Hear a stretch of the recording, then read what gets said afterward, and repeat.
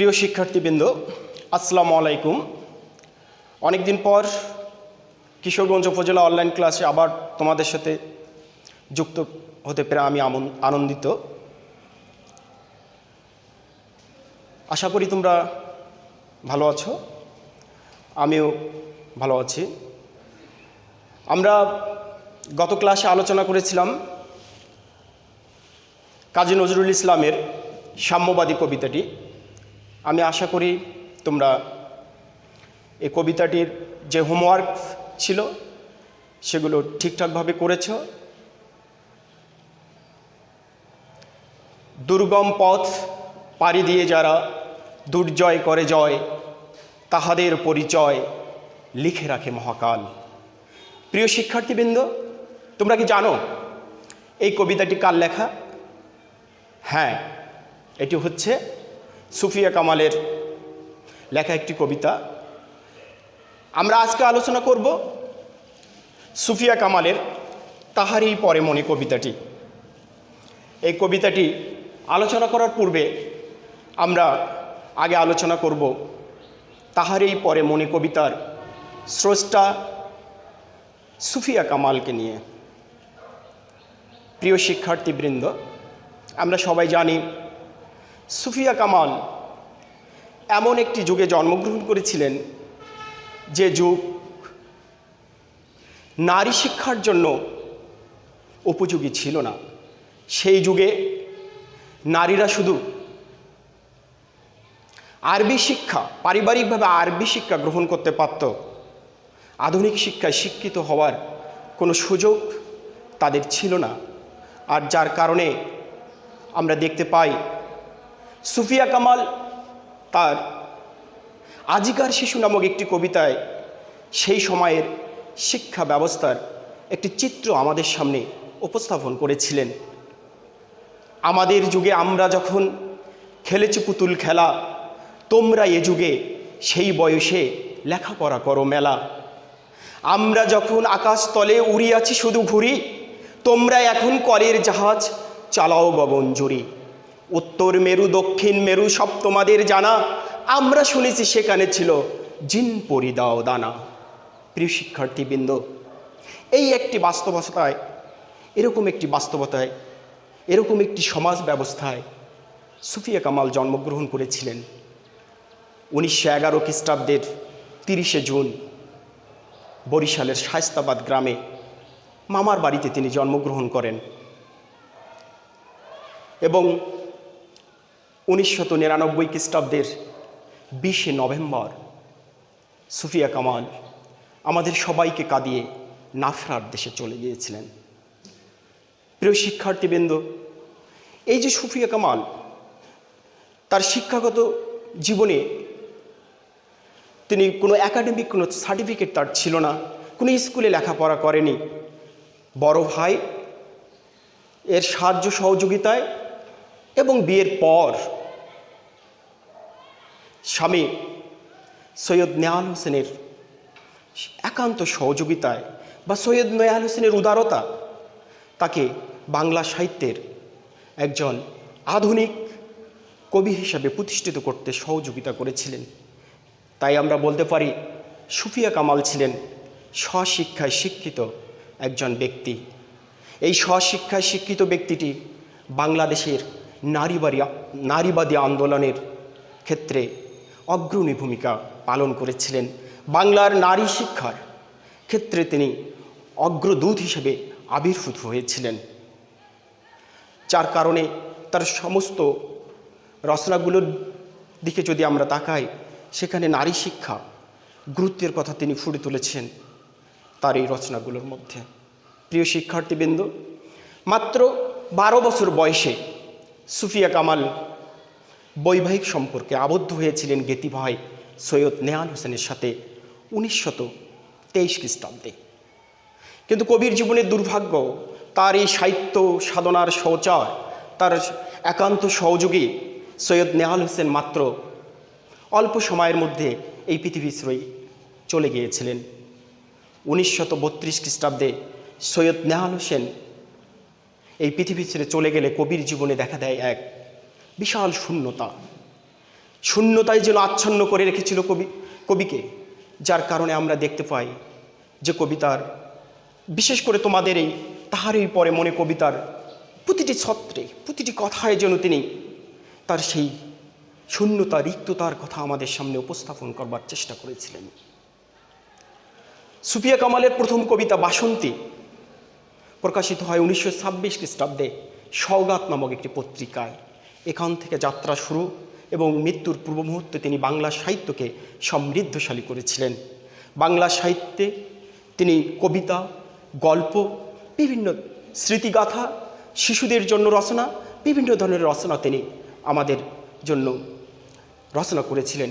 এবং প্রতিটি রচনায় যেন তিনি অতি দরদ দিয়ে, একজন মমতাময়ী মা যেমন স্নেহের পরশ বুলিয়ে সন্তানকে ভালোবাসে, ঠিক তেমনি সুফিয়া কামালও যেন এই স্নেহের পরশ তার রচনাগুলোর মধ্যে সহজ সরল এবং প্রাঞ্জল ভাষার মাধ্যমে প্রকাশ করবার চেষ্টা করেছিলেন।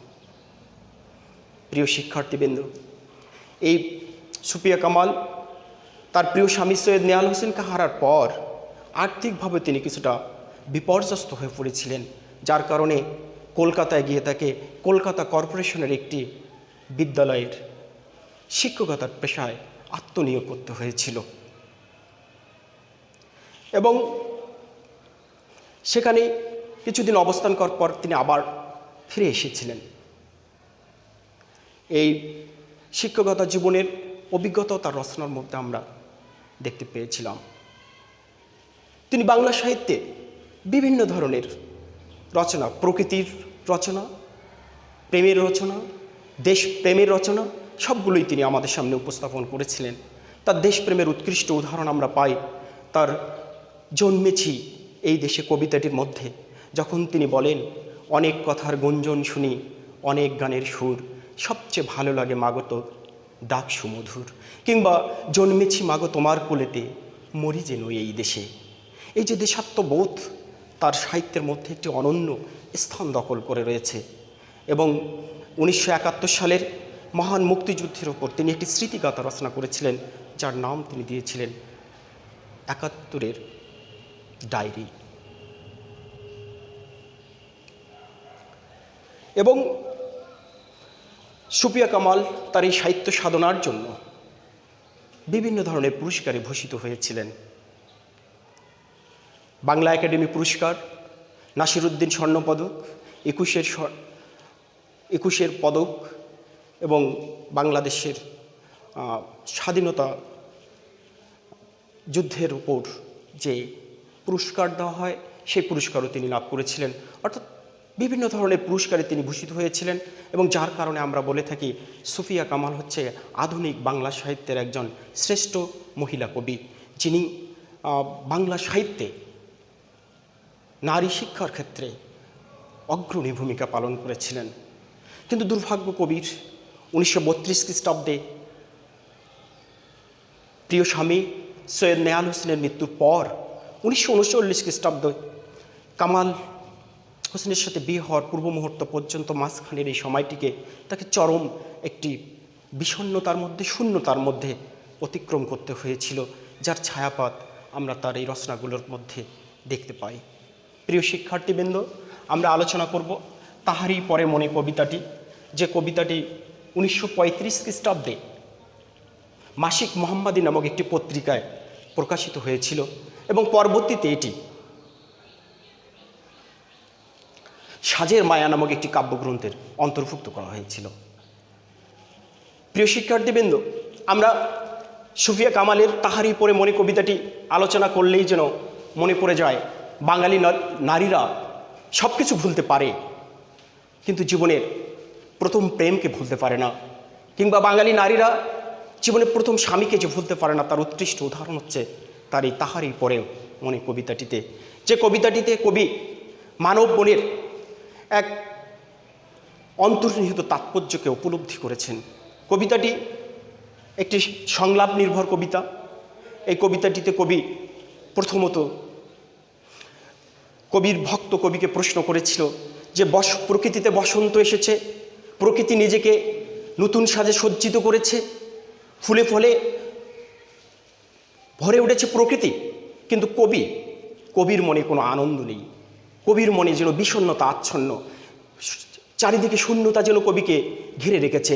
তাই কবির ভক্ত কবিকে প্রশ্ন করেছিল, হে কবি, নীরব কেন ফাগুন যে এসেছে ধরায়, বসন্তে বরিয়া লবে নাকি তব বন্দনায় এমর মিনতি।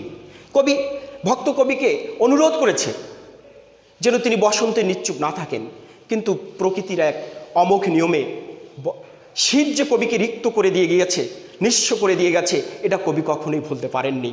আর যার কারণে তিনি বসন্তের আগমন বার্তা যেন দেখতেই পাননি। তিনি কবির ভক্তকে উল্টো প্রশ্ন করেছেন, কবি, ফুল কি ফুটেছে, প্রকৃতি কি নতুন সাজে নিজেকে সজ্জিত করেছে?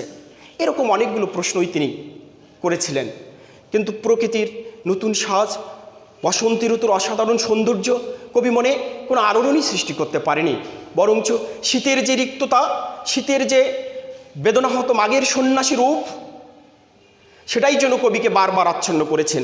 তিনি যখনই বসন্তকে স্বাগত জানাতে চেয়েছেন, কিন্তু শীতের রিক্ততা, শীতের শূন্যতা কবিকে তাকে স্বাগত জানাতে দেয়নি। অনেক সমালোচক বলেছেন কবির ব্যক্তি জীবনের ছায়াপাত ঘটেছে এই কবিতাটির মধ্যে।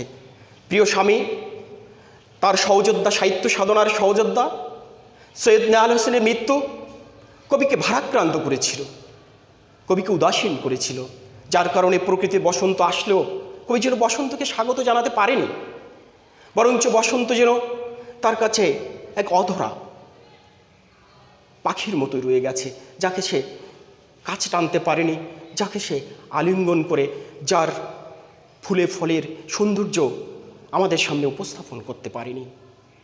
প্রিয় শিক্ষার্থীবৃন্দ, এই যে কবিতাটি, এই কবিতাটির প্রতিটি চরণে কবি তার ব্যক্তি জীবনের ছায়াপাত এবং শীতকে না ভোলার যে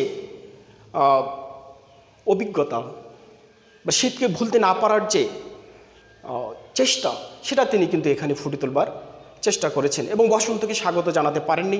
তার একমাত্র কারণই হচ্ছে যে বসন্ত তার মনে কোনো আলোড়ন সৃষ্টি করতে পারেনি।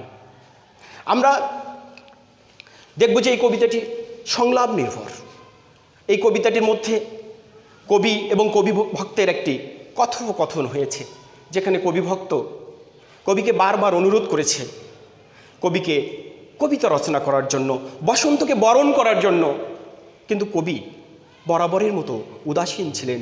স্নিগ্ধ আঁকি তুলে বলেছিলেন যে বসন্ত কি এসেছে, ফুল কি ফুটেছে, আমের মুকুল কি ধরেছে ইত্যাদি প্রশ্ন করে তিনি বারবার বসন্তকে এড়িয়ে যাওয়ার একটি প্রয়াস চালিয়েছিলেন।